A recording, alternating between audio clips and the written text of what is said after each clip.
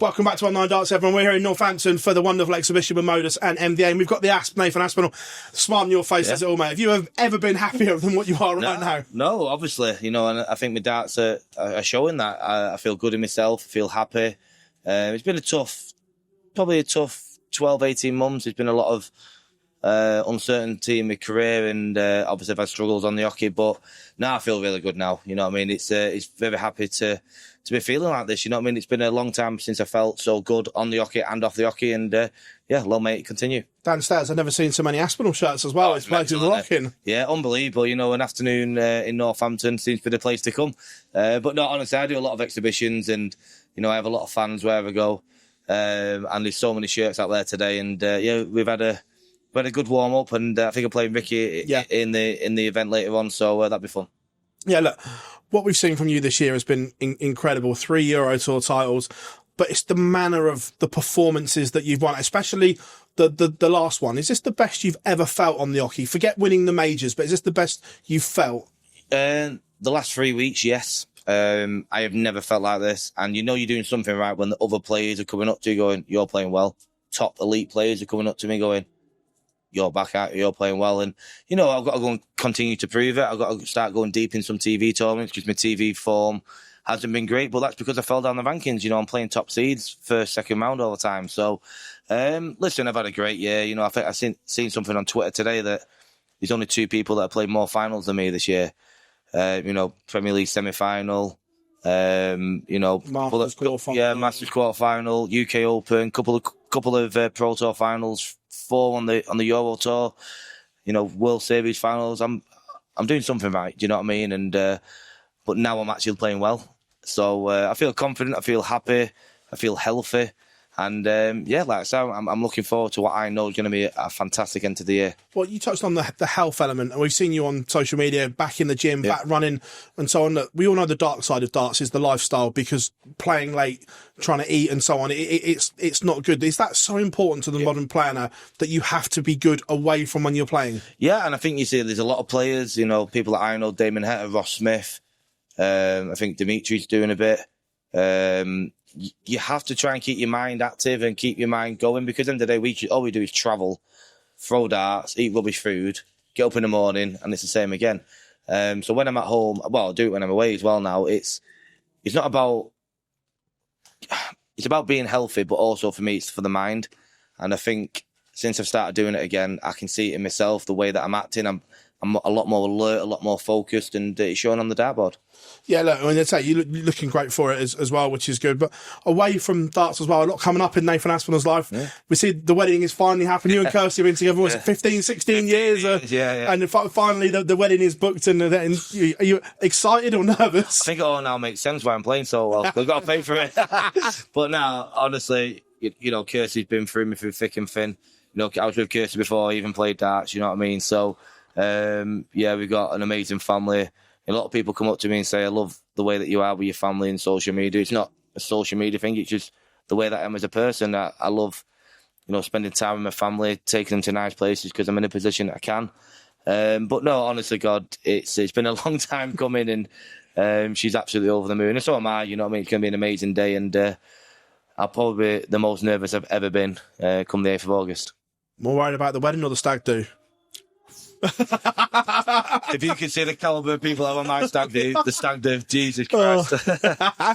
No, look, your smile says it all. Yeah. Look, I love it when happy things happen to good people, which is great, because I remember seeing you, and we often talk about it off camera, that night in Brighton. I don't think I've ever seen anyone so low where I just want to give you a hug, basically, because I've never seen anyone like I love a Barty hug. Everyone loves a Barty. But from that night, from where we are now, did you think that this was possible to be this happy again, the way you... No. I think I've always kind of been happy, because I've got an amazing family. You know what I mean? I think I was unhappy with my darts, and obviously what I've gone through with Dartitis, and God, I don't even know how many injuries I've had in the past. But now just to for that Dartitis to pretty much gone. It still creeps in now and then, but it's pretty much gone now, and there's no injuries, and that's the other reason why I'm doing all this fitness. I've just started doing a bit of weight work, which is killing me because I'm so weak. But just to strengthen up muscles that I use all the time to prevent injuries in the future. That's something that I'm working on.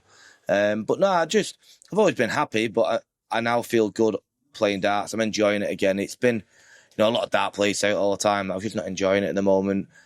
I actually generally wasn't enjoying it. I've said so many times I was close to packing it in, and I'm glad I didn't now. But I'm actually loving going. I'm loving the practice room. I'm loving walking on that stage. I'm loving playing darts because I'm winning. It's a very, very lonely life when you're rock bottom and you're not playing well. When you're playing well, it's the best job in the world. And at the moment, I can say these last 3 weeks, I've had the best job ever. Is it also nice, like you touched on, walking into the practice room, knowing when players are fearing you again? Yeah, and we touched on it the other week. I don't think anyone fears anyone. I hear what Gezi says about Little Evan and stuff like that. I don't think anyone fears anyone. I think darts has moved on since that. Like the Phil Taylor era and the Bangoon in the early days. Egg one can be Egg one. But it is nice to know that probably for the last 2 years they know if they play a decent game they're probably going to beat me because the pressure will get to me or whatever. But now I'm back to that. Taking the big shots out under pressure and doing what I've done all my career, and that street fighter that everyone always calls me is well and truly back in. But I'm not only just winning close games anymore. I'm destroying people at times. 100%. In the past I'd go 3 or 4-0 up and wander off somewhere into Nathan's little head, and then it's 4-4, and all of a sudden we've got a tight game in our hands. But I just feel like I've become a better person and a better dart player in the last 3 or 4 months, and that's purely down to me, what I've done, speaking to sports psychologists, hypnotherapies, and I keep trying to help as many people out that are going through similar things like me. And some people listen, some people don't. And but for me personally, the hard work is now paying off. Well, on that helping people, look, I haven't had a chance to speak to him yet, so I don't know what's gone on. But the clip of Scott Williams from the Pro Tour was a hard thing. As a darts fan, was a hard thing to watch.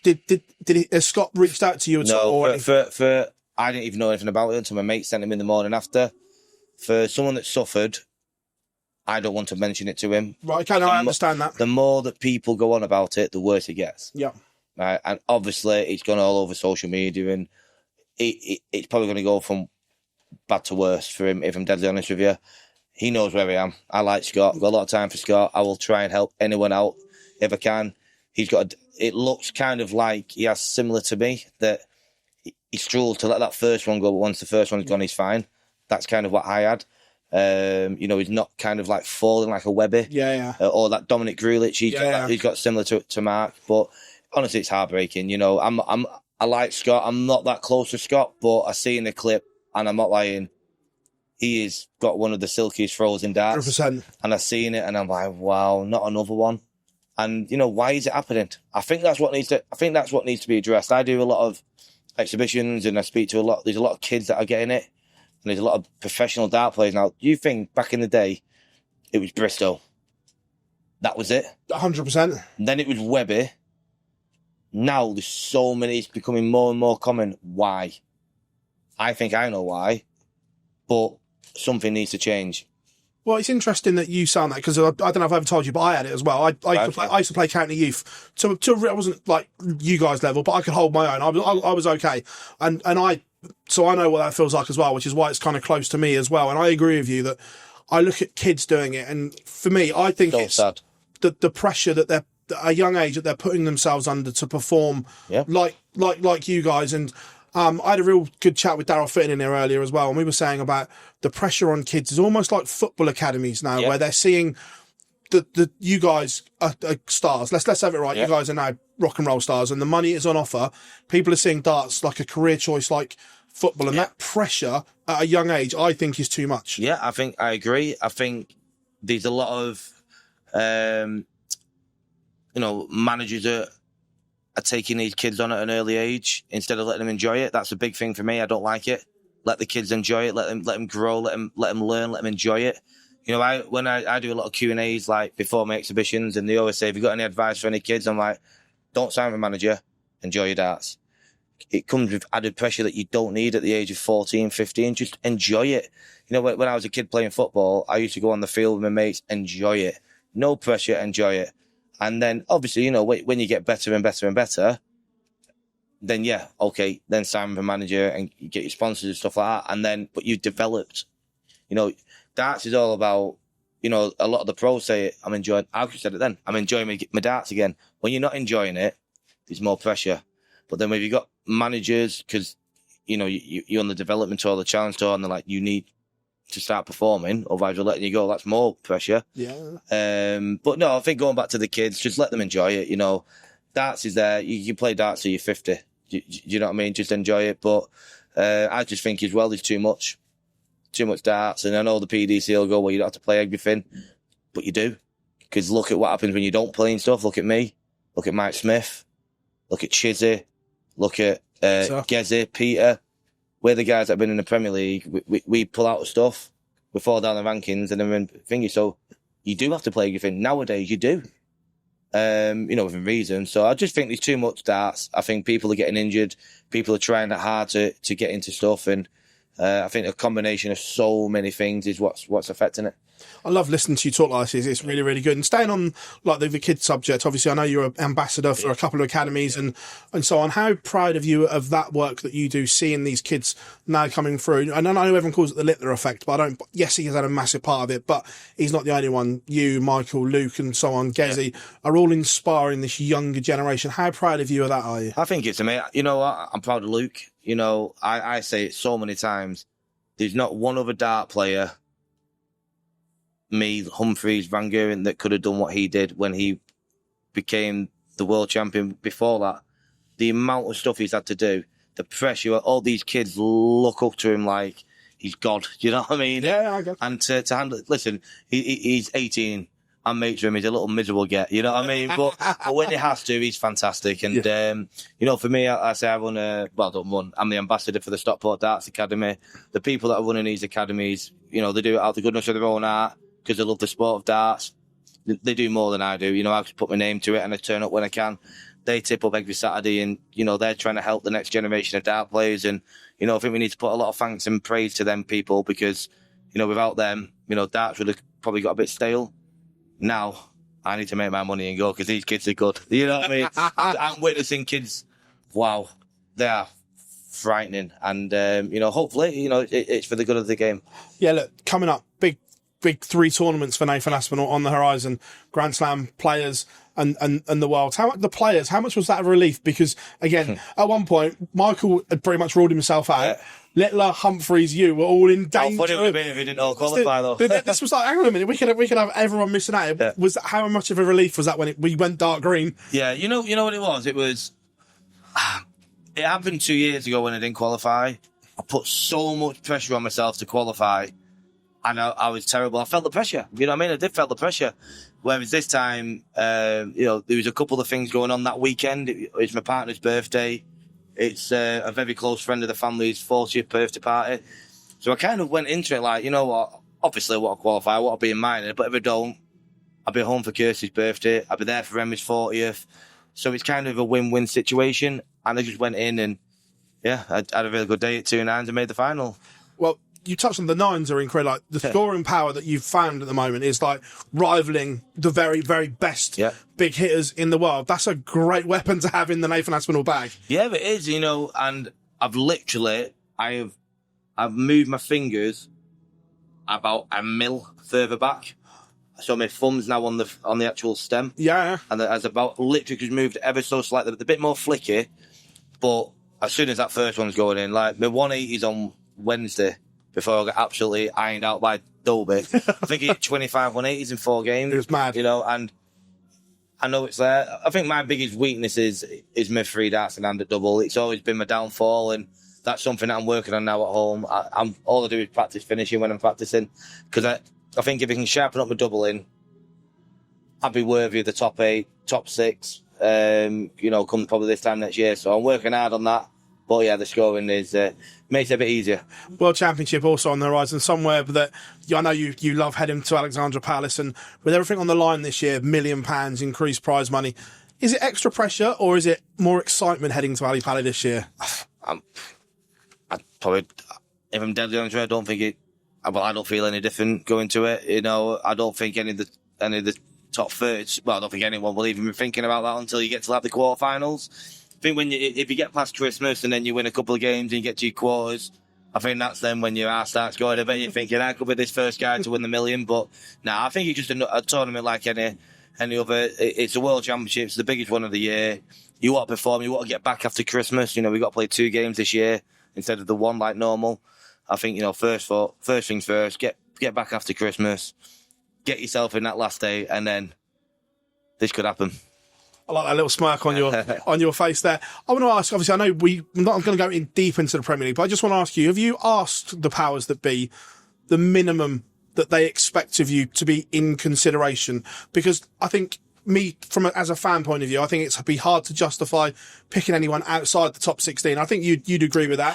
Have you asked what the minimum requirement is to be in the mix, not to be picked, but just to be in that conversation? I don't think I'm commercially valued according to people no, I haven't. I don't deserve it at the moment. I've had a fantastic season, but I think at the end of the year, I'm 17th on the tour card ranking. But not much between. No, not much before. But you can't put. So I think it's only happened once before. I think that might have been Dolby actually when he won the Masters. Gary as well, but that was when Sky had picked. Gary was a Sky pick when he was ranked 28. The Sky had picks, did they? Back in the day, they had 2 picks. Did they really? Back this is a long time ago. They Sky genuinely had 2 wild cards.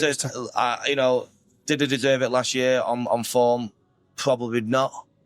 But I think me and the PDC proved why I 100% deserve that spot, and look what happened. I played a fantastic season, got beat in the semis. Do I deserve it now? No, I don't, but I don't think I'm far off. I agree. I think, I don't think I'm in the top 8. If I were to sit here now on the 1st of November, I reckon I'm probably 10th. I reckon there's 2 people above me. So it's down to me to get myself back in that top 16, get myself a final of a TV tournament or win one. Then I'm in for the running. But, I love the Premier League, of course I do. If I miss out this year, would I lose any sleep over it? No, I won't. I think there'll be a lot of people that'll be disappointed. Probably a lot of people that'll be very happy as well, because like Marmite, you know what I mean? There's people that love me, people that hate me, but, I want it, of course. But as I stand here, no, I'm not in it. But, I know what I've got to do. I know what I will do.